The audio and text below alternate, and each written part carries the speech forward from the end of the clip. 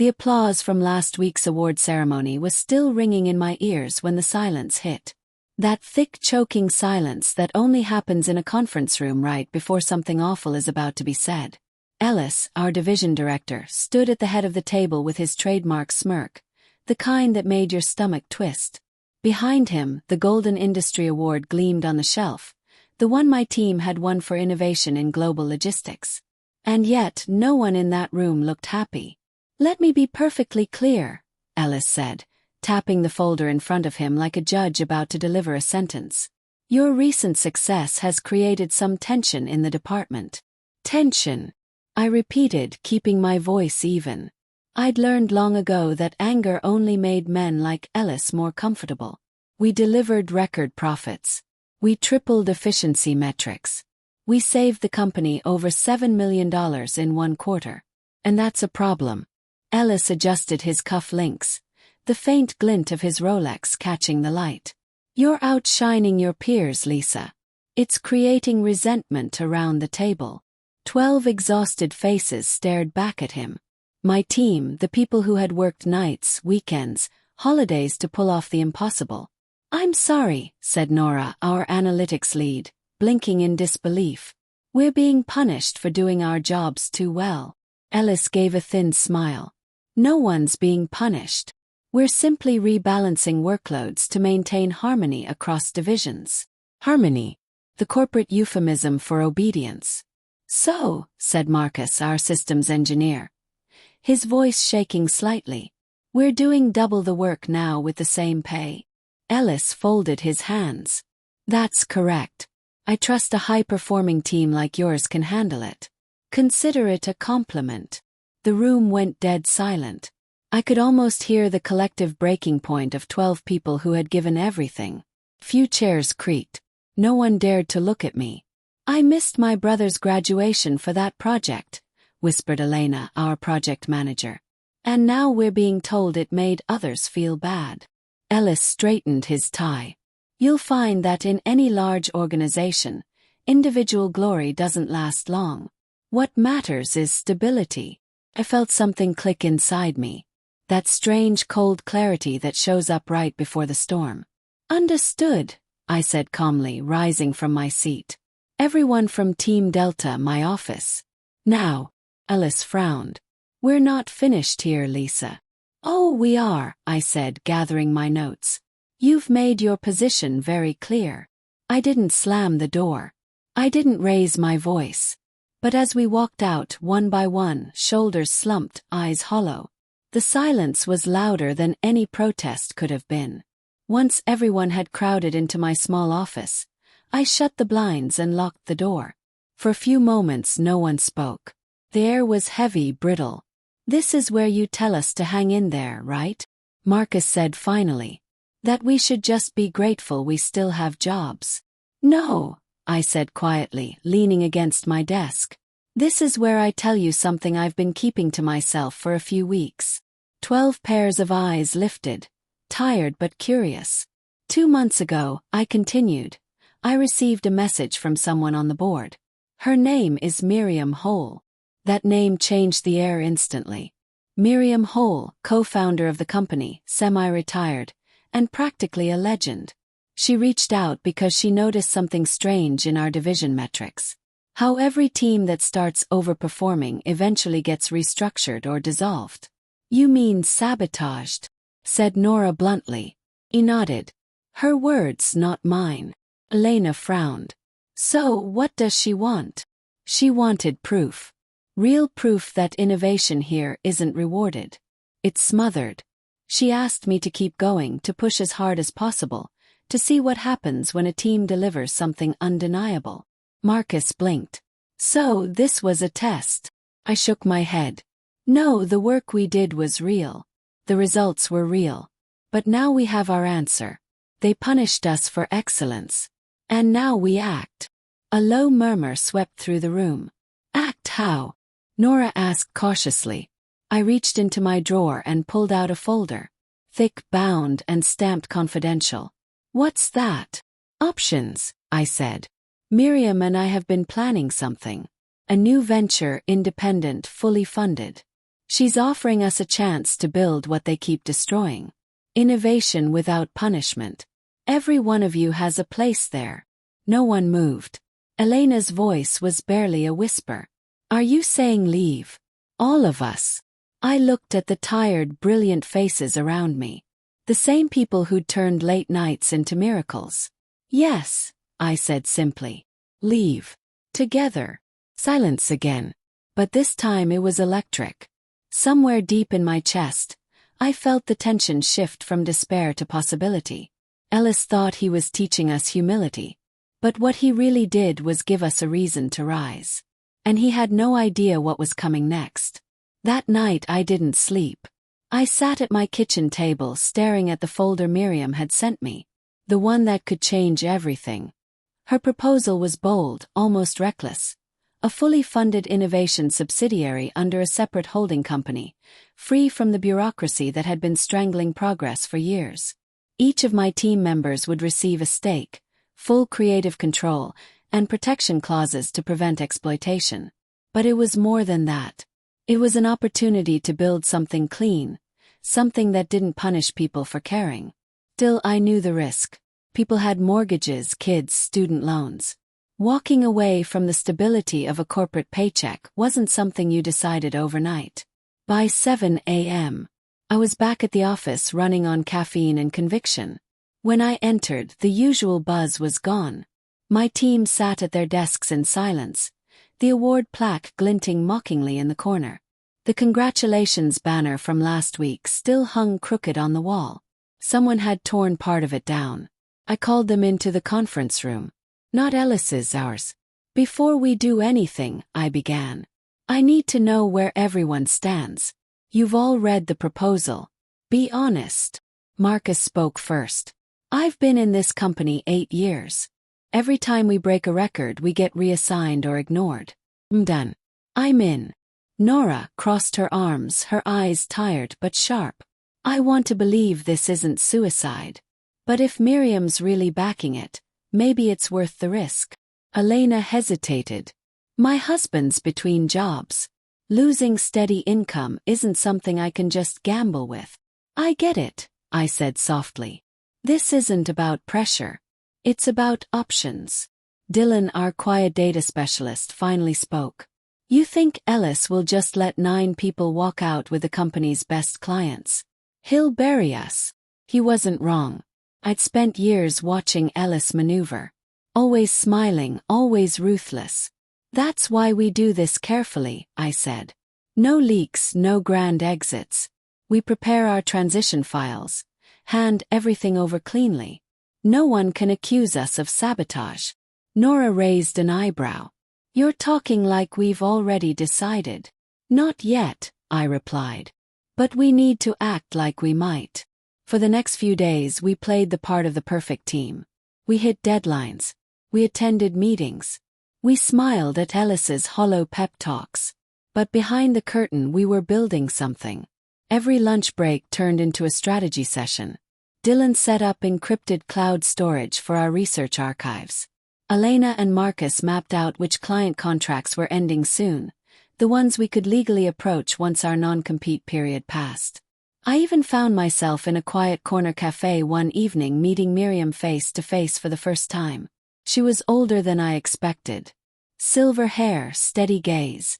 The kind of presence that silences a room without needing to raise her voice. You're certain about this? She asked, stirring her tea. Once you move, there's no going back. I'm certain about the people I'm bringing, I said. They deserve better than what this place has become. Miriam nodded. Good. Then it's time we stopped waiting for change and started making it. Before leaving, she handed me a small flash drive. Everything you need to register the new entity. The paperwork is already approved.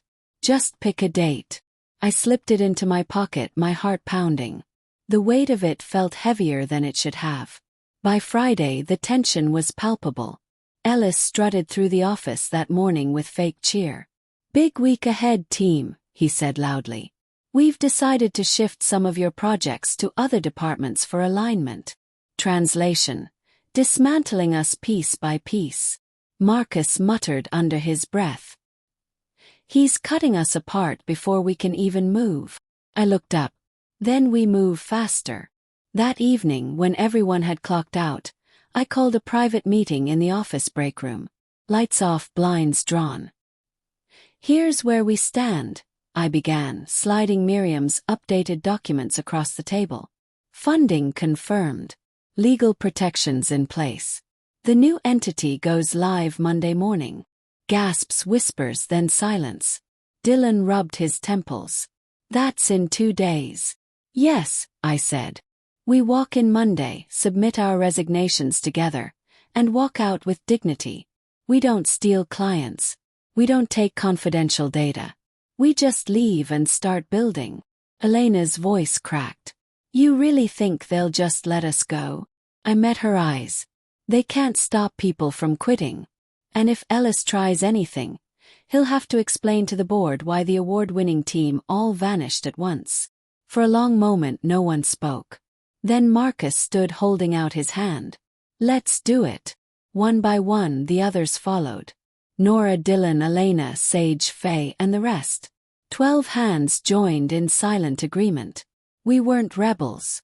We weren't saboteurs. We were exhausted professionals reclaiming our worth. As they left that night, I lingered by the office window. Across the street, the city lights blurred into motion. Alive, relentless, unstoppable. In that reflection, I saw something I hadn't in months. Purpose. Ellis thought fear would keep us small. He didn't realize that when you push people past their limit, you don't break them. You forge them. And come Monday, he would learn just how strong we'd become. Monday morning arrived colder than usual. I woke before sunrise, the city still half asleep, my thoughts louder than the traffic outside. On the counter, 12 sealed envelopes sat in a neat row, each one containing a resignation letter I'd reviewed twice over. Every signature represented courage, every page a quiet rebellion. I poured coffee, my hands trembling slightly, and told myself it was the caffeine. It wasn't. By 8:15, the office floor buzzed with its usual mix of chatter and keyboard clicks. Ellis's door was already closed. He was probably polishing another speech about team harmony. I walked past his office without looking in, my pulse steady, my expression calm. No one could know what was coming. One by one my team arrived. Marcus nodded at me as he passed my desk, eyes sharp but determined. Nora mouthed a quick ready. Even Elena, who'd been the most hesitant, gave a small, trembling smile. We had planned everything down to the minute. At 8:30, we gathered by the glass wall outside the main conference room. Our 12 envelopes sat in a small box I carried against my chest. When I pushed the door open, Ellis looked up from his laptop. Lisa, is this about the new workload structure? I told you the decision's final. This isn't about that, I said, placing the box on the table. He frowned, watching as my team filed in behind me, silent, composed, standing shoulder to shoulder. I lifted the lid and slid the envelopes across the glossy surface one by one. What's this? He asked. Our resignations, I said simply. The sound in the room shifted. Air conditioning, footsteps outside, someone dropping a pen, everything suddenly louder. Ellis blinked, his face unreadable for a moment, then twisted into disbelief. You're quitting. All of you. Yes, I said, effective immediately. He laughed, a dry, humorless sound. You're joking. You think you can walk out and I'll just let you? I'm not asking permission. Ellis's jaw tightened. You realize how this looks. Abandoning your projects mid-quarter. Jeopardizing client contracts. You'll never get hired in this industry again. Nora stepped forward. We've given this company years of our lives. You doubled our workload after we brought home an award. If you think we owe you loyalty after that, you've lost touch with reality. Careful, he snapped. You're walking a fine line between ungrateful and self-destructive. I folded my arms. We're not being ungrateful, Ellis. We're reclaiming self-respect. For a moment no one breathed. Then he leaned back, smirking. You'll regret this, Lisa. All of you will. You think Miriam Hole is going to protect you? She's barely on the board anymore. I didn't answer. He didn't know that the paperwork for the new subsidiary had already been filed, signed off by Miriam, and quietly approved by 2 other board members. We weren't walking into chaos. We were walking into structure. When we turned to leave, Ellis called after me. You're finished in this industry. Mark my words. I didn't look back. You've already said that to better people than me. And yet somehow they're still standing. We didn't go home. We walked together to a small co-working space Miriam had rented for us across town. The moment we stepped inside, it hit me. The smell of fresh paint, new desks, untouched walls. It wasn't much, but it was ours. Marcus let out a low whistle. Hard to believe this is real. It's real, I said, setting my bag down. But it's going to get messy. He looked at me, brow furrowed. You think Ellis will come after us? He'll try. He can't afford to let 9 top performers walk out quietly. He'll spin the story however he needs to. As if on cue, my phone buzzed. A notification from our internal messaging system. A company-wide email had just gone out. Effective immediately. Several members of Team Delta have been reassigned following internal restructuring. We wish them the best in their future endeavors. I could almost hear Ellis dictating it, carefully sanitizing the truth. But what caught my attention wasn't the message. It was the timestamp. 8 minutes after we'd left the building. Nora leaned over my shoulder. He's already rewriting the narrative. Of course he is, I muttered. That's what people like Ellis do. But even as frustration bubbled up, something steadier anchored me. Resolve. He could twist the story, but he couldn't erase our work, our results, or what we were building. That afternoon we unpacked laptops, shared passwords, divided tasks. Faye set up new databases. Marcus tested software architecture. Elena contacted a few vendors we'd worked with over the years. Strictly post-contract, no violations. It wasn't glamorous, but there was a spark in the air, an energy I hadn't felt in months. Around 5 p.m. Miriam walked in, a faint smile playing on her lips. Well, she said, surveying the room. You did it. Barely, I said. Ellis has already started damage control. She nodded. Let him. The board's eyes are on him now, not you. The results speak louder than his spin. For a moment I just looked around the room. The tired but smiling faces, the sound of keyboards clicking, the faint scent of coffee brewing in a machine someone had brought from home. It wasn't the polished office we'd left behind, but it was alive with purpose. Miriam leaned closer. You know, Lisa, most people complain about the system. Very few actually leave it. I smiled faintly. Maybe it was time someone did. Outside, the city lights flickered on one by one. And for the first time in years, I didn't feel like I was surviving corporate life. I was building something. And somewhere across town, I imagined Ellis pacing in his office, realizing that the people he underestimated had just done the one thing he never could. We started over. By Wednesday morning, the honeymoon phase was over. Our new workspace buzzed with energy, but tension hummed just beneath the surface. We were still waiting for the other shoe to drop. And when it did, it landed hard. At 9:02 a.m., Nora burst through the glass doors, phone in hand, eyes wide. Lisa, you need to see this. She handed me her phone. On the screen was a post on a professional networking site, a statement from Ellis shared by the company's official page. Our organization remains committed to integrity and teamwork.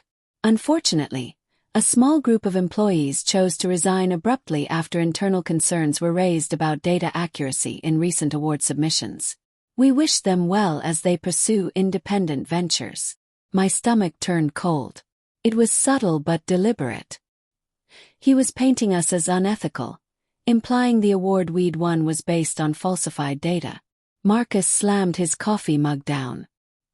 He's calling us liars. Worse, said Nora quietly. He's calling us cheaters. I read the statement again. It was masterful in its vagueness, Just enough to make people question our credibility without saying anything that could get him sued. By noon it had hundreds of comments.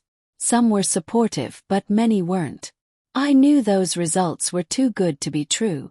Classic corporate fraud story in the making. Our inbox is filled with polite but cautious emails from old clients. We'll be pausing discussions until things are clarified. Exactly what Ellis wanted. We can't let him control the story, said Marcus, pacing. We should release a statement too. No, I said firmly. If we react now, it'll look defensive. We need proof. Faye looked up from her laptop. I've been going through the project archives we saved. Every file, every timestamp, it's all clean. If he's altered the company's copies, we can expose it. Miriam, who had joined our morning call from her home office, nodded. You'll need to tread carefully. If you accuse him publicly without airtight evidence, he'll sue for defamation. But if you have proof of manipulation, the board will bury him. I'll find it, Faye said quietly. And she did. By Thursday night she called me over, eyes burning with determination. Lisa, look at this. On her screen was a set of access logs from our last week at the company. Ellis had authorized maintenance on our performance dashboards. The same day, several key files were modified. Look, Faye said, highlighting the timeline. He backdated entries. Our verified data was replaced with lower numbers. It was exactly what we needed. Proof that Ellis had falsified performance records to justify discrediting us. I sent it straight to Miriam, who called within minutes. This changes everything. Send me everything you've got. I'll bring it to the board. The next morning the email came. Board of Directors, emergency session, 11 a.m. attendees required. Lisa Mendes, former Team Delta lead. My throat went dry. It was happening. At 10:45, I walked into the corporate building for the first time since our resignation. The same receptionist greeted me. Hesitant smile, clearly aware of the rumors. My badge had been deactivated, so she called security to escort me to the boardroom. When the doors opened, Ellis was already there, confident, relaxed, the picture of control. Lisa, he said smoothly. Good to see you. I trust your new project is going well. I didn't answer. Around the table sat 11 board members, and at the far end, Miriam, calm as ever. She gave me a subtle nod. Julian, the chairman, began. We've been informed of conflicting claims regarding last quarter's data. Mr. Ellis, you've alleged inaccuracies in Team Delta's submissions. Miss Mendes, you've countered with accusations of falsification. We're here to clarify. Ellis leaned forward. The numbers were inflated. I took corrective action to maintain integrity. Unfortunately, Ms. Mendes and her team saw this as punishment. Integrity, I said quietly, pulling out a USB drive. Would integrity include editing verified data to make a high-performing team look like underachievers? Ellis froze. I plugged the drive into the boardroom display. These are the original files, timestamped, archived, and cross-verified by our cloud storage before we left. You'll see a clear pattern. Altered entries made under Ellis's admin credentials. Faye's clean documentation scrolled across the big screen. Each timestamp another nail in his coffin. Julian's expression hardened. Mr. Ellis, do you have an explanation? Ellis opened his mouth, then closed it again. Those logs must be fabricated. Miriam spoke, voice cutting through the tension like glass. They're not. I've already verified them against our internal server. Lisa's files are authentic. Silence. The air felt heavier by the second. Finally, Julian sighed. This is serious misconduct. Ellis, you're suspended effective immediately pending further investigation. Ellis stood abruptly. You're making a mistake. I did what was necessary to protect. Enough, Julian said sharply. You protected yourself, not the company. He stormed out, slamming the door so hard the glass rattled. I exhaled slowly, my body shaking from the tension I'd been holding for days. Miriam looked at me, a faint smile on her lips. You did well. Most people would have folded under that kind of pressure. It wasn't just me, I said. My team's the reason this even came to light. Julia nodded. And now, thanks to that, we can start fixing what's broken. As I left the building, my phone buzzed. Message from Marcus. How did it go? Type back. Better than expected. But it's not over yet. 'Cause I knew Ellis. Men like him didn't fade quietly. And something told me he wasn't done fighting. For a few days after the board meeting, the silence was almost eerie. No angry calls, no threats, no messages from Ellis, just quiet, the kind that follows a storm. My team worked in cautious relief, still half expecting something to crash down. But the days passed and nothing came until the email that changed everything. It was Friday afternoon when Nora called across the co-working space. Lisa, check your inbox. Now. I opened it and stared. The subject line read, Leadership Update. Corporate Announcement. Inside was a statement from the company. After a thorough investigation, the board has confirmed discrepancies in performance reporting. The division director responsible has been terminated, effective immediately. We remain grateful to former Team Delta members for their integrity and contributions to our success. Ellis was gone, fired officially. For a long time, none of us spoke. Then Marcus laughed quietly, shaking his head. He really thought he could bury us. Nora leaned back in her chair, exhaling hard. You think he's somewhere reading this right now? Maybe, I said. But honestly, it doesn't matter anymore. Because for the first time in years, we weren't surviving someone else's game. We were building our own. Our new company, Orion Systems, grew faster than any of us had dared to predict. What started as 12 people sharing rented desks became 40 employees within 3 months. Clients who had once been off limits reached out to us quietly, saying the same thing. We want to work with the people who actually deliver. We never poached anyone. We didn't have to. Results spoke louder than Ellis's lies ever could. Every day felt like a mix of chaos and purpose. We worked long hours again, but they didn't feel like the same endless grind. There was laughter during late-night calls, impromptu pizza runs, and whiteboards covered in wild ideas no one would have dared suggest back at the old company. Miriam visited once a week. Moving slower these days but still sharp as ever. One afternoon she pulled me aside after a team meeting. Do you know why I backed you, Lisa? Shrug. Because we got results. She smiled faintly. No, because you refused to turn bitterness into your brand. You fought back but you didn't destroy. You rebuilt. Most people never make it that far. I didn't have an answer for that. Maybe because part of me knew she was right. Revenge had stopped being the goal weeks ago. What drove me now was something quieter, steadier, a need to prove that excellence didn't have to come at the cost of humanity. Still, it wasn't all smooth.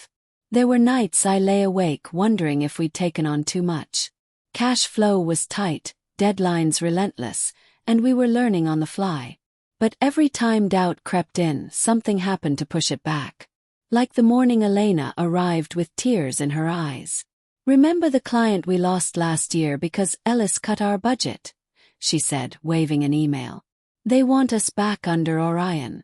Full contract, no conditions. The room erupted in cheers. That afternoon, as I watched my team clinking coffee cups instead of champagne flutes, I realized something simple but powerful. We weren't running away from the system anymore. We'd built a better one. 2 months later, I received an unexpected invitation.